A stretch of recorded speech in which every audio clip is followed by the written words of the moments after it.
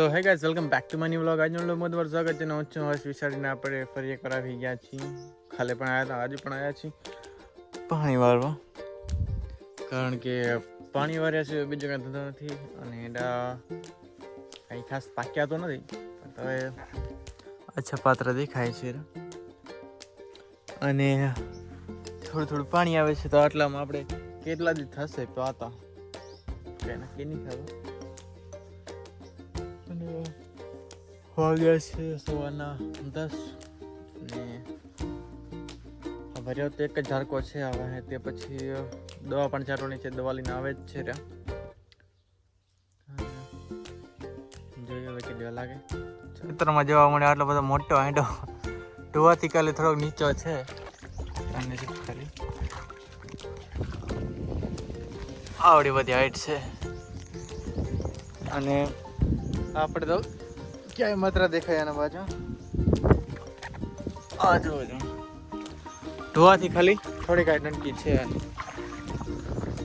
હા વળી છે.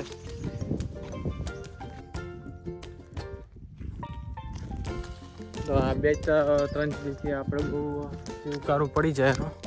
અને પટકા પણ બહુ થઈ ગયા હતા આજે છાંટવાની દવા.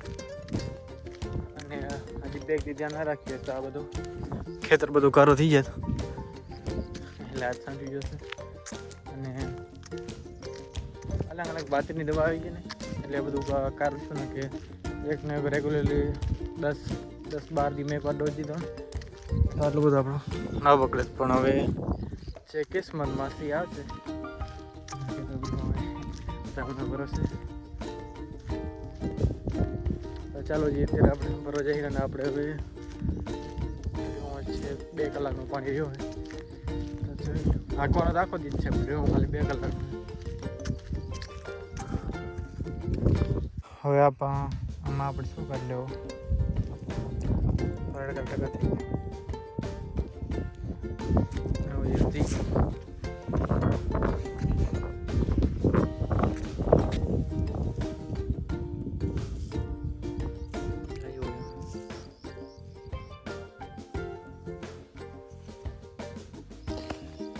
ખેડૂતની વેદના ખાલી ખેડૂત જ સમજે છે. કંઈક આવું છે જીરણ હાલ.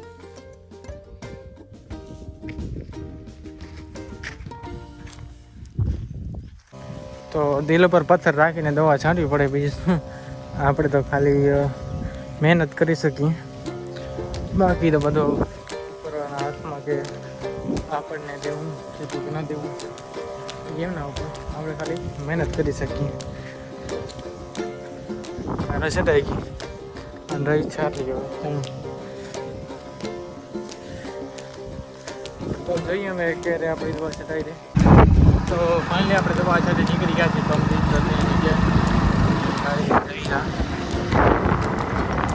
આજ છે કંઈક રસ્તાના વ્યૂ આપણે અને દેખાતું પાણી હવા લીધો છે. ચાલો તો આજના વ્લોગ માટે આટલો નવો વ્લોગ જોવા મળે ભાઈને લાઈક અને સબસ્ક્રાઈબ બનાવજો. હવે બીજા વ્લોગમાં મળી ત્યાં સુધી જય શ્રી રામ.